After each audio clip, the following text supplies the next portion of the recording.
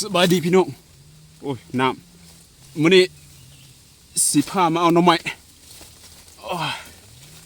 ไปลุยกันเลยไอ้ไอ้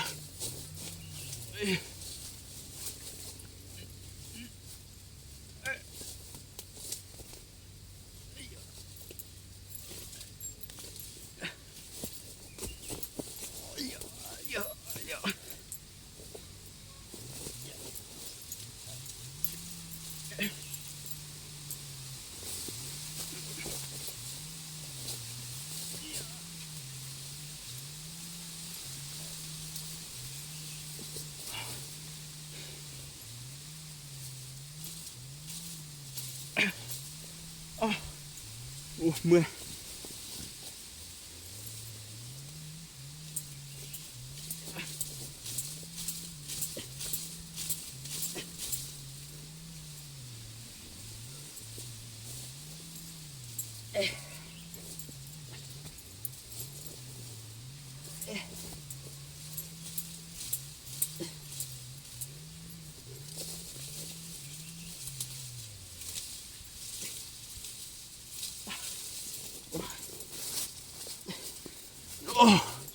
ยังไม่ได้เถื่อโอ้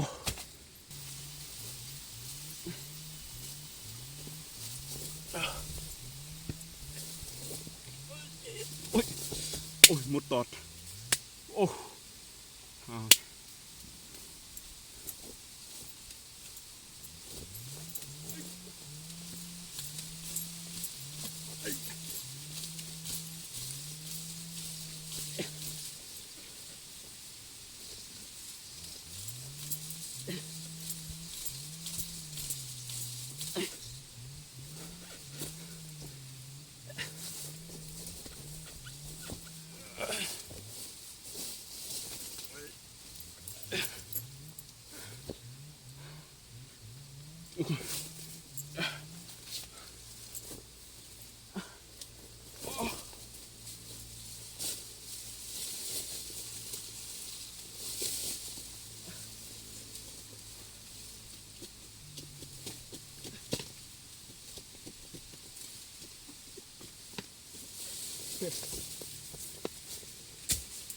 ขาดว่าน่าจะได้กูถึกสูตรบ่เห็ดสีบ่เว้ยว้าวว้าววู้ว้าวมุ้งใหญ่เลยพี่น้องโอ้สับใจมันคงง่าย oh my god วู้ใหญ่ลิสวนเนี่ยโอ้